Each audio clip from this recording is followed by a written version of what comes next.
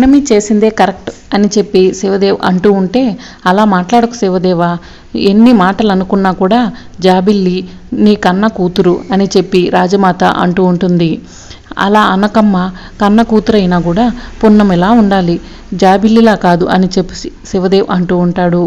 ఆ జాబిల్లి మనవల్ని పగపట్టిన పాములా ఎన్ని మాటలందో చూసావు కదా, జాబిల్లిని మనం చంపలేదమ్మా, మనవల్నే జాబిల్లి చంపేసింది అని చెప్పి శివదేవ్ అంటూ ఉంటాడు. ఇదంతా కూడా జాబిల్లి పని కాదు అంకుల్, ఆ అగ్నిదేవ్ అంకుల్, వైదిక ఆంటీ ఇద్దరూ కలిసి జాబిల్లికి మీ పైన లేనిపోనివన్నీ చెప్పి నూరిపోశారు, అందుకే ఆ తర్వాత ఇదంతా ప్లాన్ చేశారు అని పృథ్వీ చెప్తూ ఉంటాడు. అందుకే వాళ్ళను అంతకంత దెబ్బతీయాలనుకున్నాం, అందుకే మారువేషాలలో వాళ్ళ ఇంటికి వెళ్ళి భూములు కొంటామని చెప్పి పౌర పట్టాన్ని చూపించమని వాళ్ళ దగ్గర ఉన్న ఒకే ఒక్క ఆధారాన్ని చించేశాం అని చెప్పి పున్నమి చెప్తూ ఉంటుంది. అదేంటి ఏదో ఘనకారం చేసినట్టు చాలా గొప్పగా చెప్పుకుంటున్నారు అని చెప్పి లక్ష్మి అంటూ ఉంటుంది. అమ్మ, ఇది నిజంగానే గొప్ప ఘనకారం అని పృథ్వీ అంటూ ఉంటాడు. జాబిల్లిని బాధ పెట్టడం మా ఉద్దేశం కాదు నానమ్మ, వాళ్ళకి బుద్ధి చెప్పడమే మా ముఖ్య ఉద్దేశం. ఎప్పుడో ఒకరోజు ఆ జాబిల్లి తన తప్పును తెలుసుకుని మళ్ళీ తిరిగి రాజ్మహల్కి వస్తుంది, మనందరితో కలిసి ఉంటుంది అని చెప్పి పున్నమి చెప్తూ ఉంటుంది. వద్దు, జాబిల్లి మళ్ళీ తిరిగి రాజ్మహల్కి రావద్దు పున్నమి, జాబిల్లిని చూస్తుంటే నాకు తను మమ్మల్ని అన్నమాటలే గుర్తొస్తుంది అని చెప్పి శివదేవ్ చెప్తూ ఉంటాడు. అలా మాట్లాడకండి నాన్న అని చెప్పి పున్నమి అంటూ ఉంటుంది. వకీల్ సాబ్, మీరు వెళ్ళి డాక్టర్తో మాట్లాడండి, నానమ్మను మనం 2 రోజులైన తర్వాత తీసుకొచ్చి సర్జరీ చేపిస్తాం అని చెప్పండి అని చెప్పి పున్నమి చెప్పడంతో, సరే పున్నమి, నేను ఇప్పుడే వెళ్తున్నాను అని చెప్పి పృథ్వీ అక్కడి నుంచి వెళ్ళిపోతాడు. నానమ్మ, 2 రోజులు మీరు రాజ్మహల్లో ఉంటే గనుక మీ ఆరోగ్యం కుదుట పడుతుంది అని చెప్పి పున్నమి చెప్తూ ఉంటుంది. రాజమాత కళ్ళల్లో నుంచి నీళ్లు వస్తూ ఉంటాయి. ఏంటి నానమ్మ, కళ్ళల్లో నుంచి ఎందుకు నీళ్లు వస్తున్నాయి అని చెప్పి పున్నమి అడుగుతూ ఉంటుంది.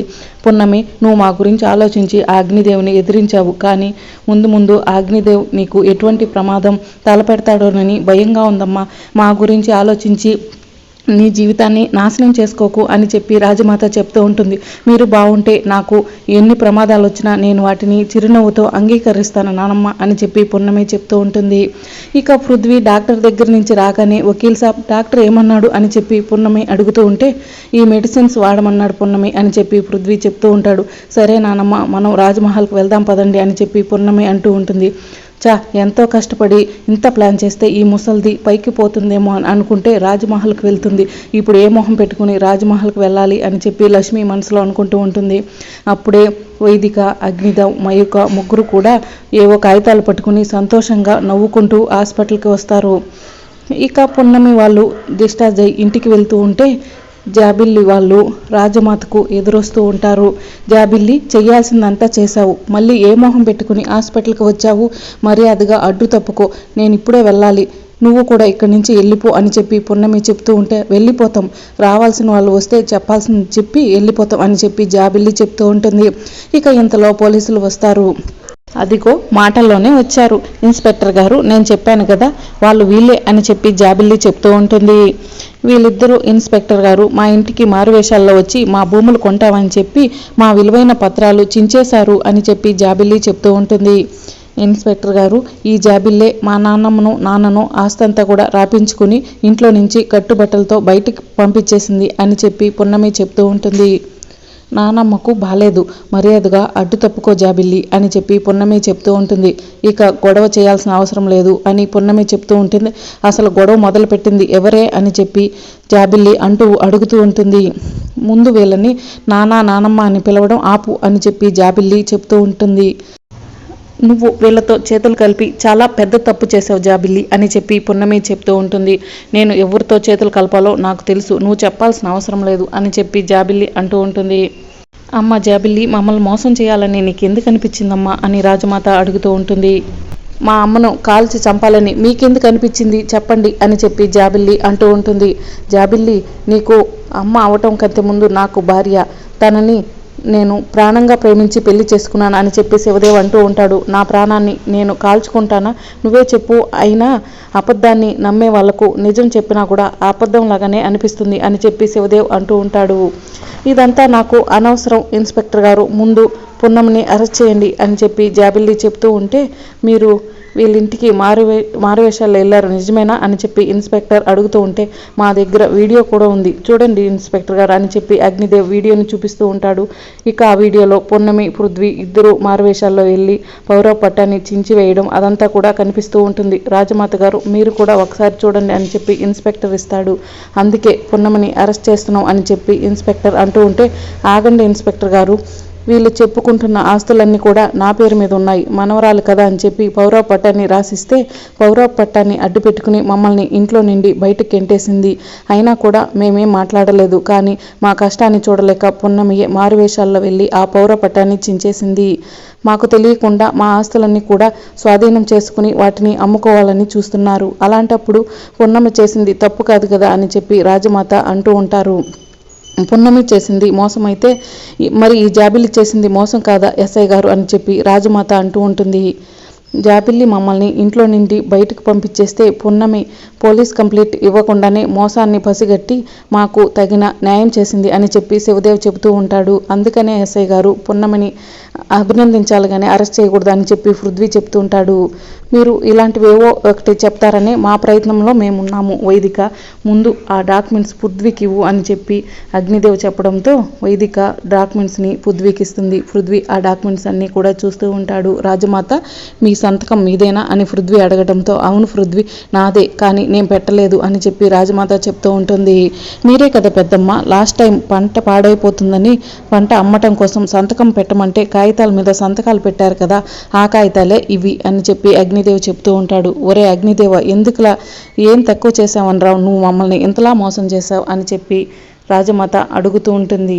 హలో రాజమాత గారు, మిమ్మల్ని ఎవరు కూడా మోసం చేయలేదు. ఇక్కడ పోలీసులు ఉన్నారని చెప్పి మీరు అలా ప్లేటు ఫిరాయించకండి అని మీరే మీ స్వహాసాలతో మీ మనవరాలకు మీ యావదాస్తిని రాసిచ్చారు అని చెప్పి అగ్నిదేవ్ చెప్తూ ఉంటాడు. అమ్మ జాబిల్లి, నానమ్మ నా పేరు మీద ఆస్తి మొత్తం రాయమని అడుగుంటే గనక ఆస్తి మొత్తం కూడా మీ పేరు మీదే రాసేదాన్ని కదా, ఇంత మోసం చేసి మమ్మల్ని ఇలా ఇంట్లో నుండి బయటకు గెంటాల్సిన అవసరం లేదు కదా అని చెప్పి రాజమాత చెప్తూ ఉంటుంది. ఆ మాటలన్నీ కూడా నాకు అనవసరం. ఏ పున్నమి మమ్మల్ని ఇంట్లో నుండి బయటకు పంపించేసి తాళాలు వేసుకుని వచ్చావు కదా, ఆ తాళాలు ఇలా ఇవ్వు అని చెప్పి వైదిక అడగటంతో చీ మిమ్మల్ని చూస్తే అసహ్యం వేస్తుంది, మీరు మనుషులే కాదు అని చెప్పి పున్నమి అంటూ ఉంటుంది. ఏ పున్నమి, వీళ్ళకు గెతలేక నిన్ను తీసుకొచ్చుకుని దత్తత తీసుకుని వారసురాలని చేసుకున్నారు, కానీ నేనైతే గనక నా కాళ్ళ దగ్గర పెట్టుకోవడానికి కూడా ఆలోచిస్తాను అని చెప్పి జాబిల్లి చెప్తూ ఉంటుంది. జాబిల్లి అని రాజమాత ఒక్కసారిగా గట్టిగా అరుస్తుంది. రాజమాత మీరు ఆవేశపడకండి, మీకు అసలే ఆరోగ్యం బాగలేదు అని చెప్పి పృథ్వీ అంటాడు.